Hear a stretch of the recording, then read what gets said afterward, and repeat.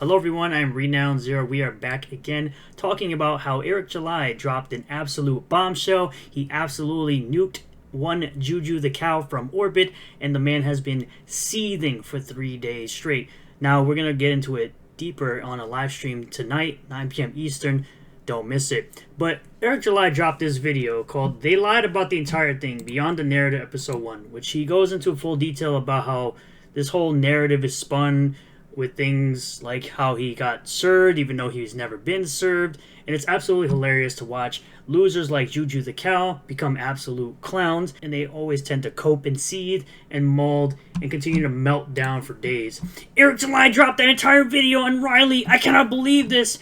Eric, your comics business is on life support. It's comic business, by the way. You're the same clown who claims that nobody could read and nobody could write, yet you can't even write a proper tweet. It's your comic business. He only has one business. Is on life support. You really think feeding me content is how you should be spending your time? Whatever, I'll take it. Yeah, his comic business is definitely on life support with numbers like these and numbers like these. And this is still going for another 57 days, by the way. The ISOM 3 pre-order collection at $413,812, selling 6,602 books, already within profit margins, surpassing profit margins. So if 300,000 is the sales goal, that's the revenue required to create this project and print everything, and he's already in the profit margin range. So what are we talking about here? Yaira 2 selling almost 11k books, which, by the way, none of these numbers are signifying how many books he's actually selling, because he sold over 210,000 comic books. So for this guy to sit here and say that his comic business is going out of business or on life support, even though he's made over $1 million in revenue this year, and it's only March now. It was only February when he made that $1 million in revenue, and he's continuing to make more revenue because, of course, he sells comics every single day. Because, again, the comics continue to sell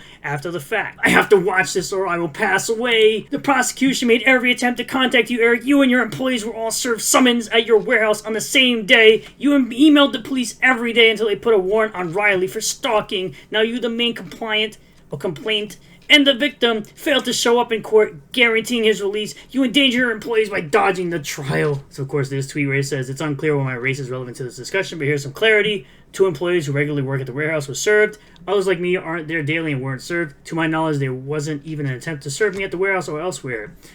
And this is in response to, of course, a tweet put out by one Tism Spencer, who says, I almost done watching this dumb N-words cope video, and I cannot understand how Eric July can sit here and effing lie like this. Eric, you moron, you were too scared to testify because you did dodge being served a subpoena. Well, all you clowns, of course, looked because of something that you guys put out. I want all him and his cult to really think about this by accessing just 1% of your brain. Yes, the 1% of the brain that would be necessary to realize that if he had not shown up after being supposedly subpoenaed, he would be arrested, more likely.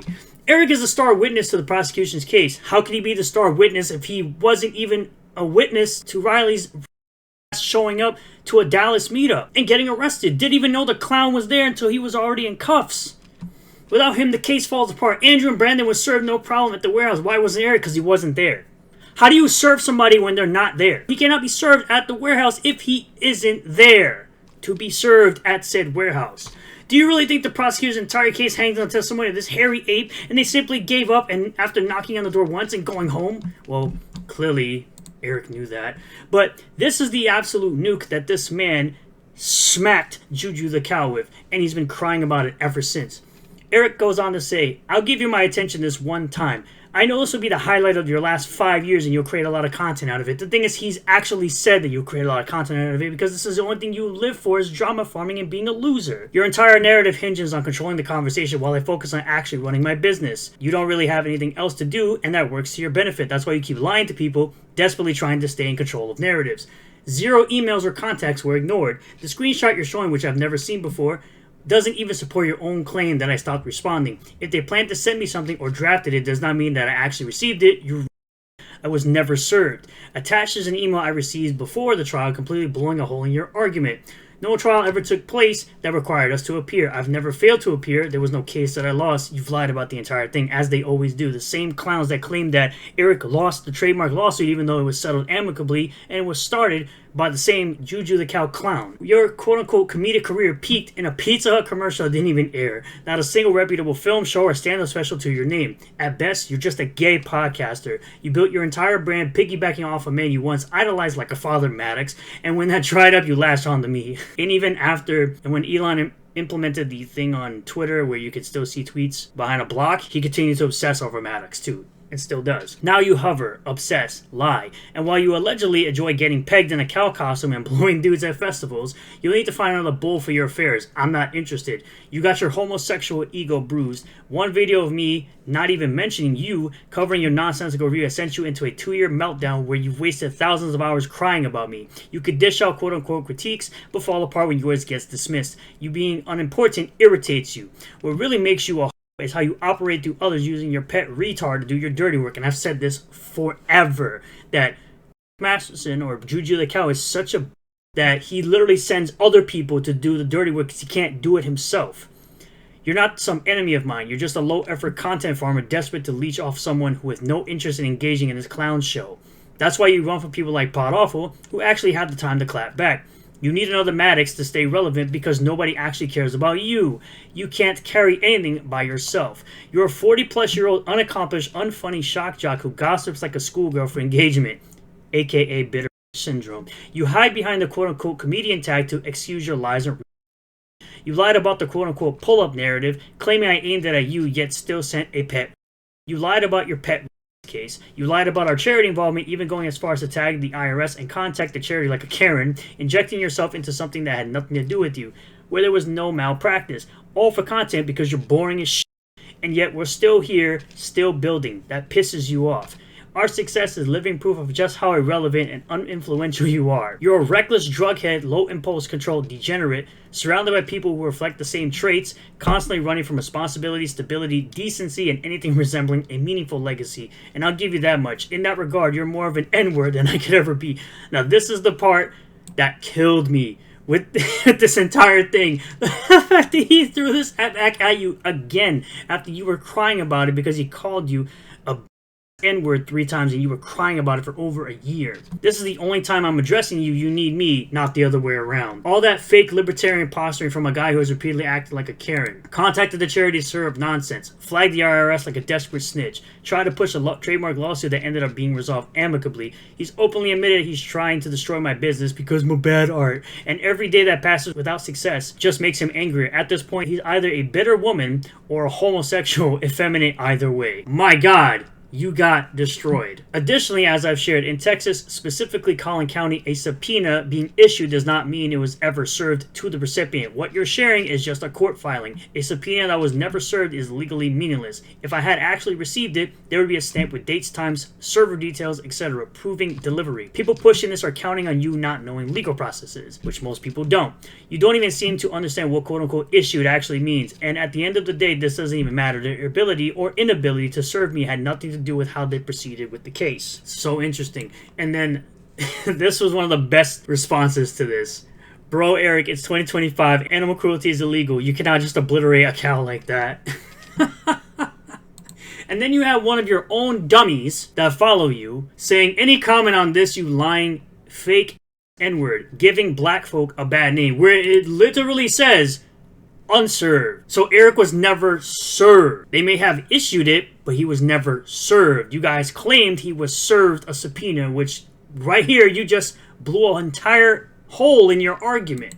Which Eric actually responds and says, I don't think I've ever seen a self-inflicted L this bad. After finally addressing this nonsense, the false narratives collapsed in real time. The last thing they tried to cling to, the lie that I dodged a subpoena. Remember, I wasn't the prosecutor or the defendant, so I didn't have routine access to court documents. So they could utilize hearsay or selectively share things to their advantage. Yet, in a massive unforced error, they tried to dunk on me by sharing a receipt that actually proves me right. 2 employees were served. 1, who isn't at the warehouse every day, wasn't served, but they at least attempted, which is why it says returned unserved. For me, it just says unserved, which means they never even tried. I'm genuinely shocked they handed me the exact proof that ends this. And let's not forget, this was always a non-point because their ability to serve me had nothing to do with how they proceeded with the case. But now, even that non-point is officially debunked. It's over. Everybody can go home. There's absolutely no way you're this stupid. Eric, I thought you were done with this, bro. What's happening? If you had put this much work into your crappy comics, you wouldn't have lost 95% of your customers. What do you have, though? You have this, which is fine. Make your money, be a clown, and leech off the backs of more successful people, because that's what you do. That's what you're supposedly good at. And of course, Horny Alf brings us up. Hey, Eric, I think it's safe to say that you're living rent-free in his head. Literally all these tweets, bro, over one video. All these tweets for what, bro? Talking about the Legion of Doom, Maddox and Eric July. The two people you obsess over like a feminine. The person you constantly obsess over like a feminine. Holy crap, my guy. And then you want to say making trash is not a good thing. It's something that losers say because their art sucks. Your entire podcast is trash. Everything you do is trash, bro. Everything you produce is trash. Absolute dog water. Everything you produce. So for you to sit up here and say that other stuff is trash, even though Eric's not an artist, you try to say people's art sucks, but it's not Eric doing art. He's a writer, not an artist. You're a clown. And for you to sit up here and try to judge anybody's artwork, considering you're not a real comic fan, you don't like comics, you said comic books are for losers, you're the same guy who said every CG book is trash, yet you sit here and just say, oh, their art sucks. Congratulations, you have an opinion that nobody actually cares about or takes serious because you're not a comic book fan. You don't actually care about any of this. Your whole point was bad art is why Eric should fail, according to you. So at the end of the day, you got nuked from orbit. You're still complaining to this day, to this very second, I'm sure. And all this is going to be fully explored in a live stream later on today. And you're going to absolutely be made to look like fool. So thank you all for checking out this video. Really do appreciate all the new subscribers, returning subscribers, new viewers, and returning viewers. If you do like this video, hit that like button. Comment below if you feel all this. Subscribe for more content. Hit the bell for notifications. Set the bell to all. That way you'll get a notification anytime I post a new video or go live on the channel.